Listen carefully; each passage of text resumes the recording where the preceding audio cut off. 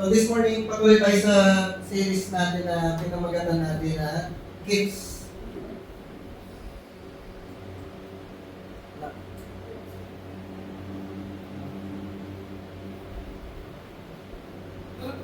Yan. So ang subtitle natin ay Kingdom, Stewardship, and Generosity. Ano? So sa series natin, pag-aaralan natin para tayo mas magiging generous pa, ano yung tamang mindset, ano tinaturo ng Bible, tungkol sa pagiging generous, and pag-aaral din natin paano natin i-manage yung ating finances. Ano? So pag-aaralan natin paano tayo dapat nagpa-budget. So pag-aaralan po natin yun, para tayo magpa-budget, saan natin nalalagay yung pera natin, para tayo makakaipon, ano? Ano yung mga investments na pwede natin pasukin. So pag-aaral natin yun, para tayo mag-prepare para sa ating retirement, emergency fund. So isa sa mga pag-aaral na po natin. Pero this morning, last week, pinag-aaralan natin, ano yung purpose, bakit tayo binibless ng Lord? Ano yung purpose, ba't tayo binibigyan ng kita ng Panginoon? Ano yung purpose, bakit tayo mayroong finances? Ano? So di ba pinag-aaralan natin? Tayo nagtatrabaho, gusto natin yung mga gusto mong nag-aaral, kaya tayo nag-aaral para kumita ng pera. Can you say amen? Amen. Ano? Para may pambili tayo ng pagkakainin natin, may panggastos tayo, may pambayad tayo ng bills, yung mga utilities natin. Pero hindi lang yun yung reason kung ba tayo binabless ng Lord. May mas malalim na reason. So, pinag-aralan natin last Sunday, isa sa purpose, develop good stewardship. Sabihin niyo, good stewardship. Good stewardship. Kailangan marunong tayo mag-manage. Binigyan tayo ng wisdom ng Lord. We are created in the image of God. Meron tayong talino para gamitin natin to manage yung mga binigay sa atin ng Lord. Hear ba? So marami sa atin kasi masyado tayo nakatingin dun sa future, marami tayong pangarap, marami tayong ambition, pero maraming mga tao, hindi nila naabot yung pangarap nila, hindi nila na-achieve yung kanilang mga ambitions kasi hindi nila natutunang i-manage kung ano yung meron pa lang sila. Nakuha niya? Ang tinitignan nila, ano yung magkakaroon sila in the future.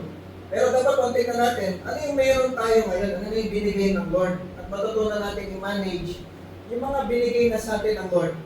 At hindi lang yan tungkol sa mga material things. Kung pinag-usapan natin yung management, kasama doon relationship, kasama doon yung mga opportunities, kasama doon yung mga tao. Ikaw may katabi mo, tao pa yan. Kailangan mo marunong tayo mag-manage, even yung relationships. Kasi binibigyan tayo ng Lord ng mga right people. Sabihin yung right people. Right people. At pagka yung mga right people na binigay sa atin ng Lord, hindi natin natutunang i-manage yung relationship with them, pwede din mawala yung mga right people. Kasi what you can't manage, you will lose. Pag hindi mo kaya i-manage, mawawala. So even yung mga right people, yung relationship natin sa mga right people, pag natin sila natutunan, hindi natin na i-manage yung relationship natin sa kanila, pwede silang mawala.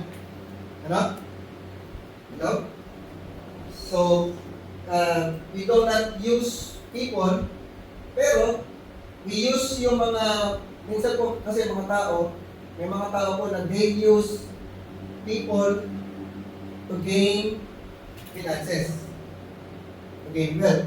Pero tayo po dapat baliktad. We use finances to gain people. Yes. Nakita niyo po yung difference doon? Iba ginagamit yung tao para magkapera. Pero tayo po baliktad. Gagamitin natin yung pera para to gain people, to gain relationships. Hindi tayo nang manggagamit. Tama ba? Pangalawa, purpose ng finances is to honor God. So, siyempre, kung gusto natin ma-honor ang Panginoon, ino-honor natin si Lord. Every time we recognize everything we have comes from God. Pangatlo po, we refresh others. Ginagamit natin ang finances to help others. And yung finances po, it reveals our hearts. Kailangan po, lagi natin i-recognize na ang source po ng enjoyment natin ay si Lord. Can you say amen? Amen. Ano? Hindi po tao ang nagbibigay sa atin ng enjoyment. Of course, sumasaya tayo pag may kasama tayong tao. Malungkot naman yung mag-isa ka lang palagi. Di ba? Napapasaya tayo ng ibang tao, pero ang tunay na enjoyment natin ang gagaling sa Lord, hindi sa tao. Yes. Hindi rin sa barkada, hindi sa work, hindi sa pera, ano? Hindi sa success. Maraming tao, ginagawa nilang source ng enjoyment nila, yung pera, yung success, yung trabaho. Ang problema, pag nawala yung mga bagay na yon, wala na, lulungkot ka na, papakamatay na, susuicide na, depressed na. Kasi po, talagang source ng enjoyment natin, hindi pera, hindi trabaho, hindi success, hindi tao. Ang dapat po na source ng enjoyment natin ay si Lord. Amen po? Amen. Ano? So yung finances, nire-reveal po niyan, yung puso natin, kung saan, ano ba talaga yung nagpapasaya sa atin? Ano ba talaga yung source ng enjoyment natin? Si Lord ba o bagay? Si Lord ba o success? Si Lord ba o pera? Si Lord ba o trabaho? Ano? Pag si Lord po, yung source ng enjoyment natin, may pera o wala, nag-enjoy tayo. Ano? May trabaho o wala, nag-enjoy tayo. May success o wala, nag-enjoy tayo sa life. Kasi si Lord yung source ng enjoyment natin. Nag-gets po natin? Ano? And panglima po, yung purpose ng finances natin, para mas lumanin yung pag-ibig natin sa Lord. Ano? Kagaya ng kinakanta natin kanina, di ba? I love you, Lord. Ano? Tapos yung kanta natin ng umpisa, mahal na mahal kita, Panginoon. Ano? Yun po talaga yung goal natin. We are created to love God. You say amen? Amen. Ano? Pero may katabi, mahal mo ba si Lord? Yes. Ano? Above everything else. Ano? Mahal ko si Lord, higit sa tao. Mahal ko si Lord, higit sa success. Mahal ko si Lord, higit sa pera. Mahal ko si Lord, higit sa trabaho. Mahal ko si Lord, higit sa mga material things. Amen? Yan. So sabi ko sa 1 Timothy chapter 6, verse 6. Sabi ko dyan, but godliness with contentment is great gain. For we brought nothing into the world and we can take nothing out of it. Ano? Nung pinanganak tayo, wala tayong dala-dala. Mamamatay din tayo, wala tayong dala-dala. Tama po? Ano? So kailangan po matuto tayo maging content. But if we have food and clothing, we will be content with that. Ano? Enough tayo, meron tayong kinakain, meron tayong sinusunod. Kahit hindi mamahalin. Ano? Yung matuto tayo kumain na yung kahit hindi naman mahal, pero na-enjoy natin. Ano? Ang sarap kaya ng tuyo at saka freedom talo. Diba? Tama? Diba? Simpleng pagkain lang, yung sardinas, ginisang sardinas, tsaka konting gulay, diba? Ang sarap na nun. Diba? Importante rin, may kinakain tayo. Hindi naman kailangan laging McDo, Jollibee, araw-araw. Diba? Ayan, talaga rin. Those who want to get rich fall into temptation and a trap and into many foolish and harmful desires that plunge people into ruin and destruction. Yung pag sobra daw, ang mga tao, pag sobrang nagde-desire na yumaman, nahuhulog sa tukso. Tapos hindi lang siya tukso, trap. It's a trap. Kasi pag lalo ka yumayaman, lalo kang dinedesire na yumaman, pag nagkapera ka, pag yumaman ka, i-desire mo pang mas yumaman pa. Pag mas yumaman ka pa, i-desire mo pang mas yumaman pa ulit. Kasi nga, it's a trap. Hindi ka masasatisfy. Pag binili mo yung gantong bagong gadget, next year may bago ulit. So kung gusto mo, papalit ko ulit ng bago. Tapos pagka meron lumabas ulit ng next year na bago, gusto mo yung bago ulit. Trap siya, trap. Matatrap ka lang, lagi ka nangangarap, gusto ko to. Yung pag dinedesire natin na yumaman, ito sabi ng Bible, matatrap lang tayo. Mahuhulog tayo sa mga foolish, harmful desires, nahuhulog tayo sa ruin destruction. Bakit po ang pangit ng Pilipinas? Di ba? Bakit lagi tayong binabaha? Bakit tayo naghihirap? Bakit ang dami mga mahihirap na hindi na nakaahon? Bakit yung mga estudyante ngayon nakakatapos ng elementary, ng high school, hindi marunong sa math, hindi marunong mag-English? Ano? Dahil sa korupsyon. Bakit may korupsyon? Kasi nga, ang daming gustong yumaman. Ang daming gustong magkapera. Ano? Kaya nawawasak ang Pilipinas, nawawasak yung future ng mga next generation. Kasi sa maraming mga tao gustong yumaman. No? For the love of money is the root of all kinds of evil. Ano? Hindi masama ang pera, ang masama yung love of money. No, okay lang magkapera, basta hindi mo mamahalin ang pera. Okay po? Okay lang yumaman, pero hindi mo mamahalin yung pagyaman. No? Some people eager for money have wandered from the faith and pierced themselves with many griefs. Ano? Imbis na sumaya ka, pag marami ka ng pera, di ka na makatulog sa gabi. Kasi iniisip mo, paano ko, saan ko itatago? Baka mawala, baka nakawin. Ano? Paano yung investment ko? Baka biglang bumagsak yung presyo. Hindi ka na nakakatulog. Ano? Ganun pa yung sinasabi dyan, you're piercing yourself with many griefs. Di ba? Magkano na yung ko, magkano na lugi ko. Kaya po pakita niyo po, may mga kilalang artista, may mga sikat na may mga matataas na CEO ng kumpanya, kahit sila nagsusuicide. Ano? Robin Williams, Whitney Houston, tapos mga rockstars, nagsusuicide. Bakit? Natabot na nila yung tugatog ng tagumpay. Ano, ang dami nilang success, ang dami nilang achievements, ang dami nilang pera, ang dami nilang resources, ang dami nilang properties, pero nagsusuicide pa rin. Kasi po, hindi naman talaga pera nagpapasaya sa tao. Hindi naman talaga pera nagsasatisfy sa atin. Ano? Meron ka lang konti, masaya ka sa mga tao na kasama mo, masaya ka dun sa meron na ka nakakaunti, ano, enough na yun. Amen po. So, huwag natin, okay lang magkapera, huwag lang natin mamahalin ang pera. Ano? Okay lang magtagumpay, huwag natin mamahalin yung tagumpay. Ano pa sabi sa atin? Sa verse 17, alam po tayo sa verse 17. Command those who are rich, tasyo pa kayo ng mayaman. Sabi sa atin, mayaman ka. Mayaman tayo. So, command those who are rich in this present world, not to be arrogant, no? Huwag tayong maging mapagmataas, huwag tayong lumabang, not to put their hope in wealth, which is so uncertain. Huwag natin ilagay yung ating pag-asa sa kayamanan. Dapat po yung pag-asa natin nasa Lord. Ano? So not to put their hope in wealth, which is so uncertain, but to put their hope in God, who richly provides us with everything for our enjoyment. Ano? Ang lino po nung sinasabi ng Word of God, si Lord yung nagpo-provide sa atin ng konti. Ganun ba sabi? Pinaprovide ni Lord yung ilang bagay lang. Yung ba sabi? With everything. Ano? God richly provides us with everything for our enjoyment.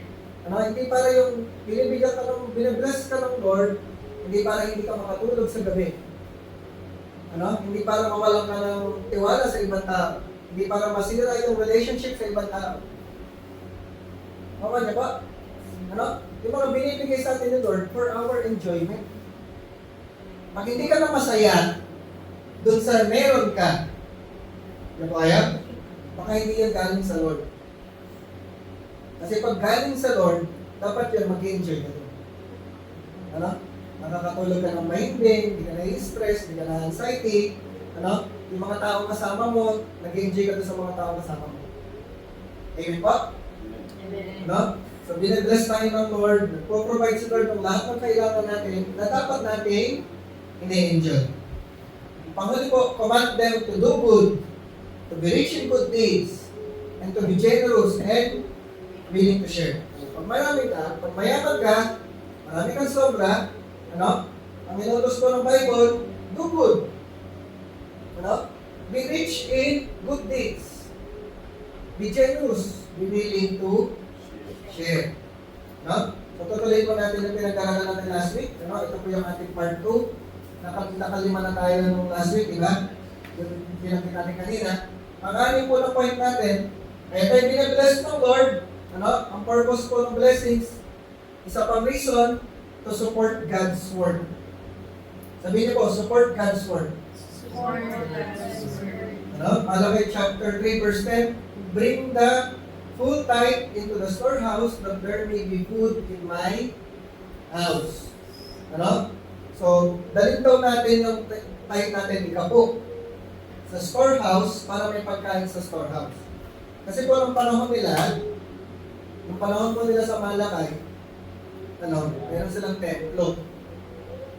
Nakapali niya? Meron silang templo. Sa templo may priest, tapos may mga Levites. Yung priest po at saka yung mga Levites, full-time sila. Hindi sila pwedeng magtrabaho. Nakuha pa natin? Meron silang of course, meron silang time na hindi sila nag-rotation po kasi sila. Minsan nasa templo ka, minsan nagsasama sila. Pero yung mga nasa templo, yung naka-duty sa templo, paano sila kakain? Nakuha niya? Saan sila kukuha ng pagkain nila? Kaya po, ang ginawa pong sistema ng Lord, yung mga kumikita, yung mga nagtatrabaho, kasi ang ginagawa po nila, hindi naman sila nagtatrabaho, sa sweldoan sila ng pera. Ang trabaho po nila noon, nagsasaka, nagtatanim, tapos nag-aalaga ng hayop. Nakuha niya? So every time na aani, kasi na ginagawa ko sa kanila, every time na aani ka ng pananim, kukuha ka doon ng 10%, yun yung dadalhin mo sa templo, sa storehouse, para may pagkain sa house. Yan ba yung sinasabi niya? Para yung mga nagtatrabaho doon sa templo, yung mga priests, yung mga Levites, may kakainin sila. So kung meron kang tanim na mansanas, 10% ang inaani mo doon, dadalhin mo sa templo, para yung mga priests, yung mga Levites, may kakainin na mansanas. Ganon din sa palay, o sa trigo. Ganon din sa hayop. Kung meron pang alagang tupa, tapos nanganak, 10% kung 10 yung pinanganak, kunin mo isa, dadalhin mo sa templo, iaali mo sa Panginoon, kakainin ng priest at Levites. Yun po yung context niya, nakukuha mo natin. Yes. Ngayon, hindi naman tayo nagtatanim. Di ba? Meron ba di ba nagtatanim? Meron ba sa nag-aalaga ng hayop? Hindi na ganun yung system ngayon. Ang system ngayon, meron na tayong currency, meron na tayong bills, di ba? Meron na tayong coins. So 10% ng kinikita natin, dadalhin natin sa storehouse para susuportahan natin yung ginagawa ng Lord sa loob ng church. Kasi sa church, meron tayong kuryente, nag-iipon tayo. Di ba? Nag-iipon tayo ng mga pambili ng gamit. Pinapakain din tayo dito sa church. Sa yung point na natin, meron tayong expenses. At yung ginagamit natin para sa expenses, yung binibigay na tithes and offerings. Nakuha po natin? So every time we give, pinagsusupport po natin sa ginagawa ng Lord sa church. Amen po? Amen. Yung 10% po, yung tithes, ito po yung isa sa pinaka-test ng surrender natin sa Lord. Ng obedience, ng faith natin sa Lord. Test po yan. Kasi pag tiniteclare natin na si Lord ang Lord ko, siya may-ari ng buhay ko, siya may-ari ng lahat ng meron ako, ibig sabihin, kung siya may-ari, kaya mong ibigay yung 10% sa Lord. Test po siya. Nakuha natin? So, desire not to be rich, desire to be generous. Huwag natin i-desire na yumaman. Ang i-desire po natin, maging generous. Yung yumaman, kaya po natin yumaman kahit tayo lang. Marami pong yumayaman ng walang Diyos. Tama ba? Maraming naabot yung tagumpay ng walang Diyos. Kaya natin yung mag-isa kahit wala si God. Pero, yung pagiging generous, hindi natin kayang maging generous kung wala si Lord. So, ang desire natin maging generous. Kasi pag yumaman ka, mamahalin mo lang yung pera, mamahalin mo yung tagumpay. Pero pag generous ka, madaling-madali sa'yo magbigay. Madaling-madali sa'yo maglabas. Kasi ang mahal mo si Lord. Amen po? Ano? So, binibigyan tayo ng Lord para ma-enjoy natin. At the same time, para makatulong yung finances, yung blessings natin to advance God's kingdom. Okay po? No? Acts chapter 17 verse 24, sabi niya, "The God who made the world and everything in it is the Lord of heaven and earth and does not live in temples built by human hands." Naniniwala po ba kayo mayroong creator ng universe?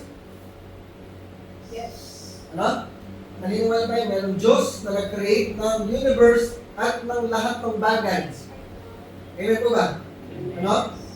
Hindi tayo atheist.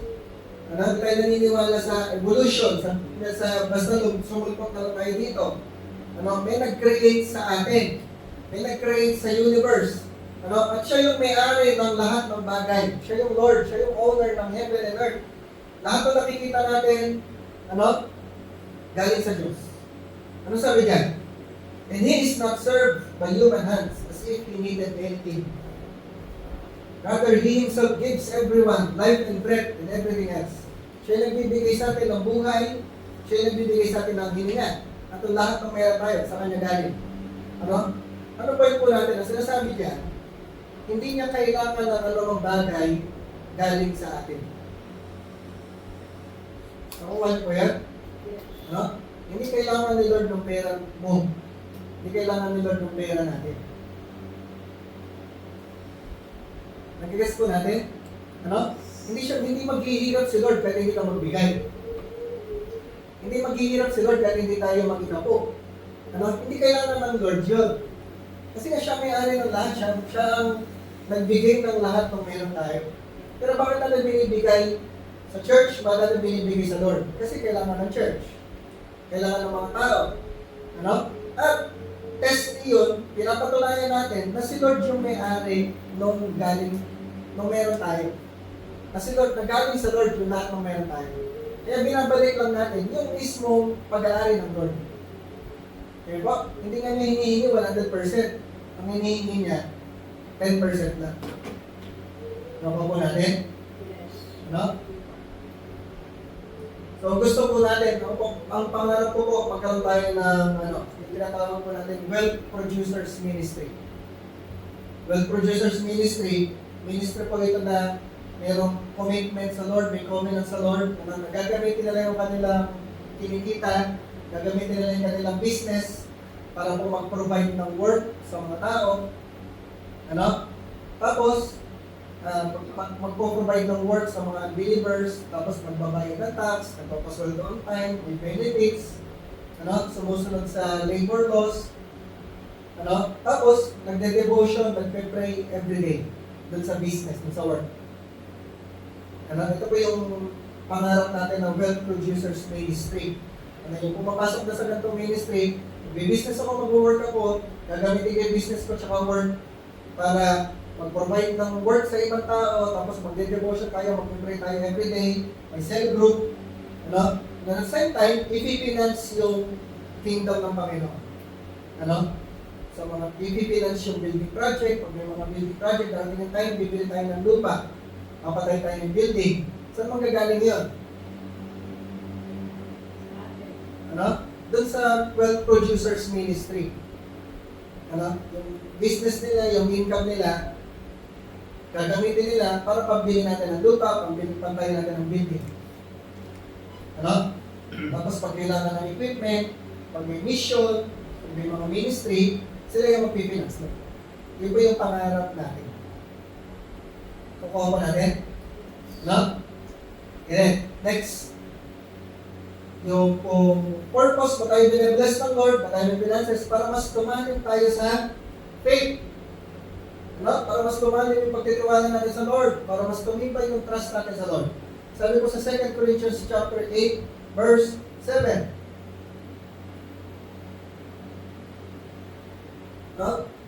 But since you excel in everything, ibig sabihin, nag-excel, binibigay nila yung best na nag-grow sila in faith, in speech, in knowledge, in complete earnestness, and in the love we have kindled in you, see that you also excel in the grace of giving.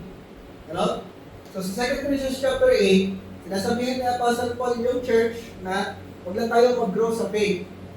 Huwag lang tayo mag-grow sa knowledge. Mag-grow din tayo sa giving, sa generosity. Ano? The more na nag-grow ka sa faith, resulta po na nag-grow ka sa giving. The more na nag-grow ka sa giving, nag-grow ka din sa faith. Nakuha po natin? Ano? Nagre-release tayo ng material things, ang gine-gain po natin is spiritual things. The more na nagbibigay ka, the more na tumataas yung faith natin. No? May stretch po yung faith natin, mas nagtitiwala tayo sa Lord, mas nagdedepende tayo sa Lord, mas nagiging selfless tayo, at mas lumalaki yung pag-asa natin sa Lord. Hindi sa material things, hindi sa blessings, ang trust natin, dependence natin sa Lord. Amen po? Ano? So hindi mahigpit yung hawak natin sa material things, sa possessions, naka-open lang ang hands natin, pwedeng gamitin ni Lord anytime sa purpose ko. Naka po natin? No? Trust the blesser, not the blessings. Trust the giver, not the gifts. Maliwanag po? Ano? Yung tiwala natin, hindi sa blessings ng Lord, hindi sa gifts ng Lord. Ang tiwala natin sa Lord mismo. Kasi siya yung blesser, siya yung giver. Amen po? No, sa yung blessings na binibigay sa atin ng Lord, pag nakikita mo, na-promote ka, na-increasean ka, nagkaroon ka ng bagong trabaho, lumalaki yung kita mo, dapat mas nakikita natin, ang bait sa akin ng Lord. Amen? Ang tapat ng Lord. Si Lord mapapagkatiwalaan. Si Lord, tapat siya sa mga pangako niya. Si Lord, ginagawa niya yung promises niya. No? Doon po tayo, mas lumalalim po yung faith natin sa Lord, mas lumalalim yung trust natin sa Lord. Na magpupuri ako sa Lord, magsaserve ako sa Lord, kasi napakabait niya sa akin. Mahal ako ng Lord, hindi ako pinapabayaan ng Lord. Binibless ako ng Lord. Eh po ba? Ano? So, mas lalo natin nakikita yung goodness ng Lord, yung faithfulness ng Lord, mas lalo natin nakikita yung kung gano'n siya katapat sa kanyang mga pangako, mas lalo natin siyang minamahal, mas lalo tayo nagtatrust sa kanya. Amen po? Then, panghuli po, ay hindi pa siya panghuli.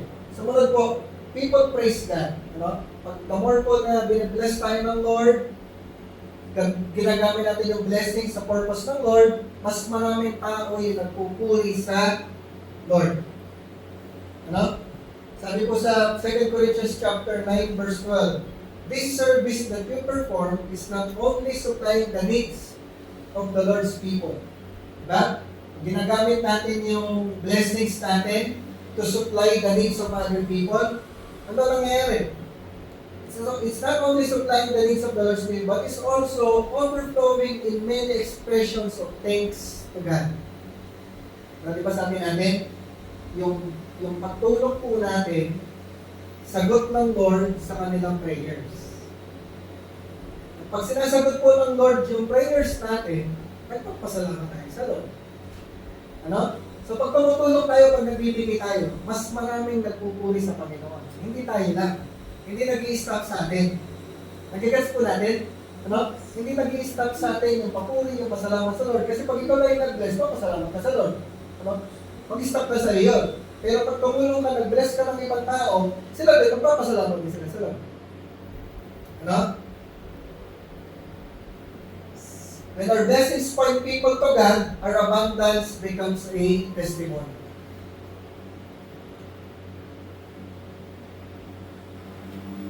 Now, yung blessings po natin, ano, ginagamit natin to point people to God. Kaya ako bless, kaya ako mayaman, kasi binless ako ng Lord, bigay yan ng Lord, praise the Lord. Ano? Ginagamit natin siyang testimony para makita ng mga tao kung gaano kabuti si Lord, kung gaano katapat si Lord. So Matthew chapter 6 verse 3, sabi po dyan, but when you give to the needy, do not let your left hand know what your right hand is doing. Ano? Kasi dinidil po ni Jesus dito, yung attitude ng mga Pariseo, ng mga religious leaders, na pag nagbigay sila, pag tumulong sila, ina-announce nila sa mga tao. Hello? Nakilala pa kayo gano'n? Marami po. Pag tumulong, pag nagbigay, ina-announce pa nila. Yes. Ano? Ibig sabihin, ang purpose nila kaya sila nagbibigay, kaya sila tumutulong, para, kumbaga, para performance, to show off, para sila yung sumikat, para sila yung makilala. Ano? Yung sinasabi ng Bible, pag nagbigay ka, ano, huwag mo malaman ng kaliwa yung kanan mo, pag ginagawa. Sabi, huwag mo na ipaalam sa ibang tao. Nakuha po natin? No? Ang point po dyan, ano, huwag natin nakawin yung glory na para sa Lord. Nakuha po natin? Kasi maraming mga tao nagbibigay para yung glory mapunta sa kanila. Pero tayo po, kaya tayo nagbibigay, ang glory sa Lord. Ano? Ibabalik natin lagi yung glory sa Lord. Hindi natin nanakawin, hindi natin nakagawin. Yung glory na para sa Lord. Ano? Glory to God. Amen po? Yan. And then, to please God. Kaya tayo binabless ng Lord to please God. Kaya tayo may finances to please God. No? Sabi po sa Hebrews chapter 13 verse 16, do not forget to do good and to share with others, for with such sacrifices God is pleased. Ano? Pag tayo may tumutulong, pag tayo nagbibigay, pag tayo nagsasacrifice, ano? Imbis na gagamitin mo sa sarili mo, ipagtutulong mo pa sa iba, ang sabi ng Bible, God is pleased.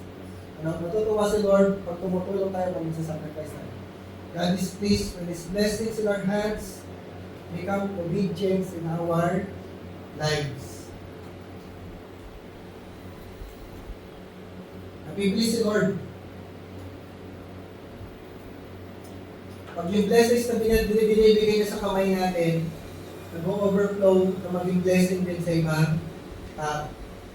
Nakuha ba natin? The last point natin, last na. Love others. Ano? Kaya po tayo binabless ng Lord to love others.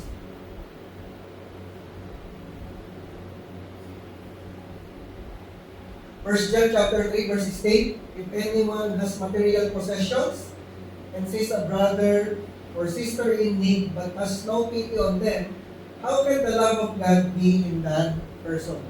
Diba sabi natin, hindi natin kukonsundihin yung mga tao na irresponsable, mga tao na tamad. Amen po? Pero may mga tao talaga na totoong nangangailangan. At pag tayo po ay follower ni Jesus, pag may nakita ka nangangailangan, di ba pwede sabihin, sige, pag-pray kita, sige, bless ka ng Lord. Pag-pray kita na mag-provide sa iyo si Lord. Hindi pwedeng ganun na. Kasi kung meron ka, ito yung taong may nangangailangan, di ba? Tama naman pag-pray mo. Di ba? Tama naman sabihin mo, God bless you. Pero meron pang pantulong, ba't hindi mo patulungan? Nakuha po natin? Yan yung sasabi ng Bible. Pag hindi mo siya tinulungan, hindi ka naawa, hindi mo tinulungan, paano masasabi na nasa iyo yung love ng Lord? Nagpo-flow sa iyo yung love ng Panginoon. Paano masasabi mo na mahal mo yung tao na yun? Diba? So, sinasabi din ng Bible, kung mabasahin niyo po yan, sabi diyan, paano mo mamahalin si Lord na hindi nakikita, na yung taong nakikita mo, hindi mo kayang mahalin? At paano natin mapapakita yung pagmamahal natin sa ibang tao? Kung may kailangan siya, tutulungan natin. Ano po? Meron akong, kwento ko na sa inyo, meron kaming kasama before, na during, I think pandemic yata yun, ang gusto kasi yung online sabong. Online na sugal. Itong brother natin, na lang doon, napasok doon sa online na sugal. Hindi naman niya talaga ugali, kilala ko yung tao. Napunta doon sa online sugal, nagkaroon ng utang, tinatakot na siya nung nautangan niya. Napupuntahan sila sa bahay, guguluhin yung pamilya niya, humingi sa amin ng tulong. So, tinulong namin. Binigyan namin ng pambayad dun sa utang. Kasi ang thinking ko nun, kung si Mix yung magkakaganon, anong gagawin ko? Diba? Siyempre, tutulungan ko kasi kailangan napasok sa ganong problema. Ano? Hindi na po dyan inulit. Pero hindi na niya inulit yun. Tsaka alam ko naman yung tao na kaya niya magbayad. Ano, magbabayad siya talaga. Hindi siya yung tipo na talagang sagalero, talagang lulong sa bisyo, hindi ko siya gano'n. Talagang na nagkataon lang na nung time na yun, napasok dun sa online na sabi. Tinulungan ko na. And pag tumutulong tayo, yung mga ganong tao po, the more na pag tinulungan natin, bless, nagpapasalamat sila sa Lord, naghanap tayo ng Lord para magkaroon sila ng tamang direksyon, magkaroon ng purpose, para mas maging responsable. Nakuha natin? So, of course, pipiliin natin yung mga kailangan natin tulungan. Pero pag may mga tao na kailangan talaga, o kaya natin tulungan po natin. Amen po? We can give without loving, but we cannot love without giving. Pwede kang magbigay ng walang pag-ibig. Tama? Pero pag meron kang pag-ibig, tsak na magbibigay. Kasama yan. Madaling magbigay kapag may pag-ibig.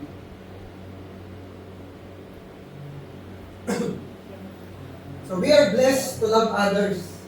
We are blessed to be a blessing to others. Pag ginagamit po natin yung mga blessings na binigay sa atin ng Lord, to serve, to encourage, to help, to love others, yung blessings ng Lord nagpo-flow tuloy-tuloy. Amen po? Pag napagkatiwalaan tayo sa maliit, mas mapapagkatiwalaan tayo sa malaki. Kasi nakita na ng Lord, na pag binigyan ka ng Lord, ginagamit mo to bless others. Ginagamit mo sa purpose ng Lord. Ginagamit mo sa kingdom ng Panginoon. Lalo ko pa niyang i-bless. Sabi sa tabi mo, lalo akong i-bless ng Lord. Lalo akong i-bless ng Lord. Tuloy-tuloy po yan. Nagpo-flow po yan. Maniwala po kayo. Naranasan na po namin yan. Ako po, naranasan ko na yung wala kaming kinakain, nabaon kami sa utang. Naranasan ko na rin po yung hindi ako makatulog sa gabi, nakaisip sa utang. Hindi ako makaharap sa mga taong inutangan ko. Umiiwas ako, nagtatago ako. Pag nag-text sa akin o tumatawag sa akin, hindi ko sinasagot yung text, hindi ko sinasagot yung tawag. Naranasan ko na po yun. Pero dahil tapat si Lord, nakalaya po kami sa utang. At unti-unti po, yung mga pangarap natin, tinutupad ng Lord. Basta lang po, patuloy tayong mag-serve sa Lord, patuloy natin gawin yung pinapagawa ng Lord, patuloy tayong maging blessing sa ibang tao. Hindi man tayo maging kasing yaman ng ibang tao. Pero, alam mo sa sarili mo, blessed ka ng Lord. Amen po? Hindi tayo sobrang yaman. Ito, nag-i-enjoy natin yung buhay natin. Amen po? Na importante. Alam natin, mahal ako ng Lord, mahal ko rin si Lord. Na-enjoy ko yung presence ng Lord, na-enjoy ko yung buhay na binigay sa akin ng Lord, na-enjoy ko yung mga taong kasama ko. Ilang yung importante. Anytime pwede na akong kunin ng Lord, kasi masaya ako sa buhay ko. Hindi ko pa iniisip na, Lord, huwag mo muna akong kunin kasi hindi ko pa natutupad yung ganito, hindi ko pa nakukuha yung ganito, hindi pa nangyayari yung ganito. Hindi ko na po iniisip yung gano'n kasi kung ano man yung meron ako ngayon, nag-enjoy na ako doon. Anytime pwede na ako kunin ng Lord. Naniniwala naman ako kasi hindi naman papabayaan ng Lord yung mga anak ko, hindi papabayaan ng Lord yung asawa ko. Si Lord baka nasa kanila. Kasi tapat si Lord. Of course, mahihirapan sila. Siyempre, normal naman yung mahirapan sila. Pero, hindi sila pababayaan ng Lord. Ganun po yung mindset natin. Amen po? The last verse natin, balikan natin yung binasa natin kanina. 1 Timothy chapter 6, verse 17. Inuutosan po yung mga mayayaman na huwag po tayo maging mayaman.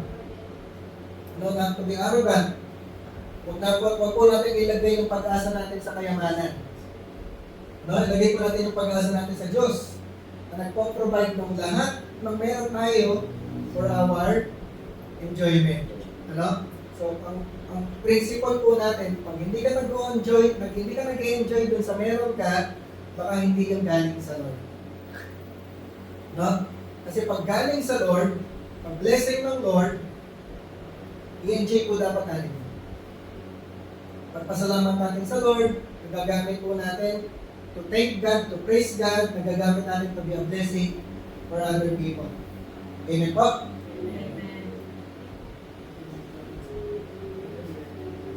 Tapos sabi dyan, command them to do good, to be rich in good deeds, and to be generous and willing to share.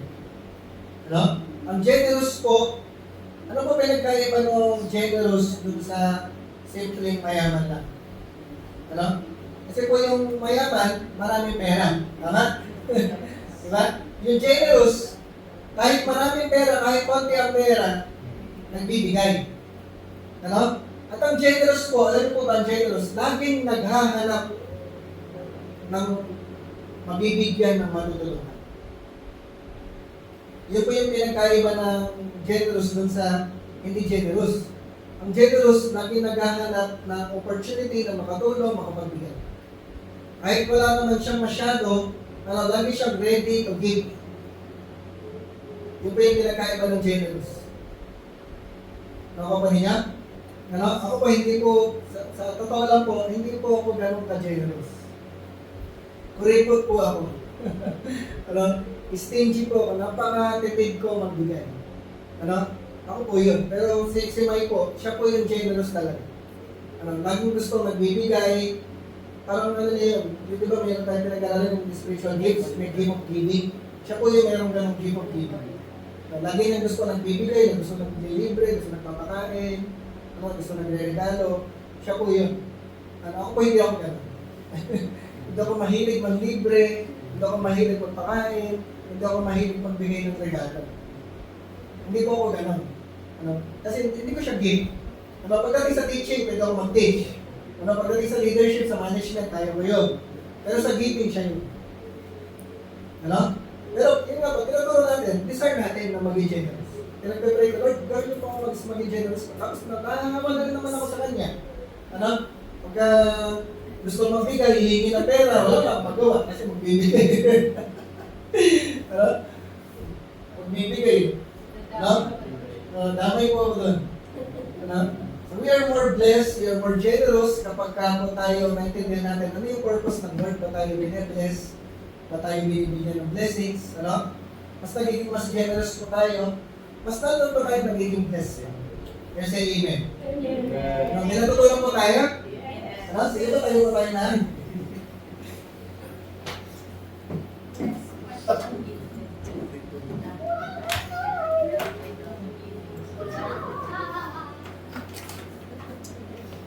So, desire po natin, ang prayer po natin na malaki po tayo, maitanim po sa ating puso't isipan, yung mindset po, yung tamang mindset, tamang attitude, na lahat ng meron tayo galing sa Lord.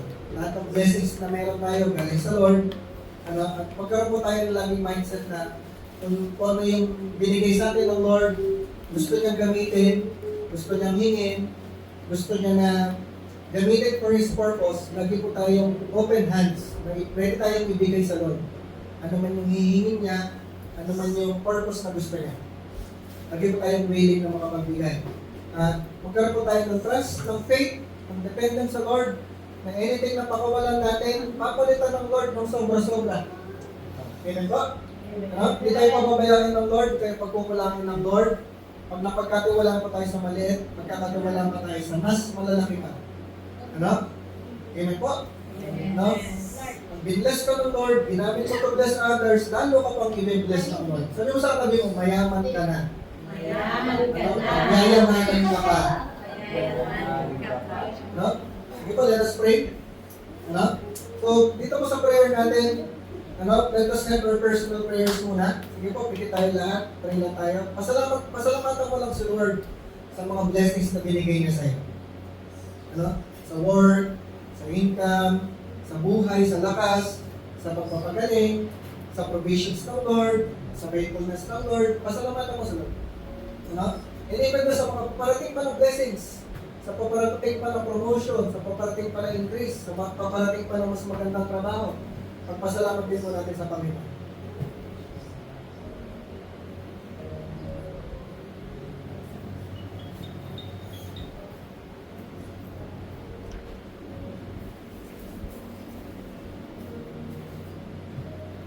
At sa panghuli po, I-commit natin patuloy yung ating buhay. Patuloy natin i-declare sa Lord yung buhay natin, yung meron tayong siya may-ari. Sinusurrender natin sa Kanya, pinocommit natin sa Kanya. Yung buhay natin, yung possessions natin, papagamit natin sa Lord para sa Kanyang purpose.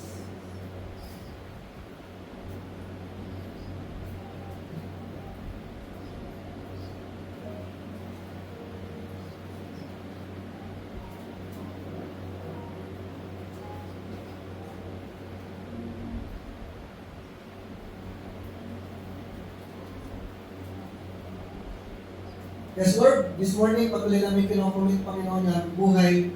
And everything we have, lahat ng possessions po namin, we surrender them to you. Use them para sa inyong purpose. Use them para sa inyong plano. Use them for your glory. We are yours, Lord God. Everything we have is yours. We belong to you, Panginoon. Ikaw po ang mapapurihan, ikaw po mataas sa aming mga buhay. Use us to be a blessing to other people, to be a blessing to this church.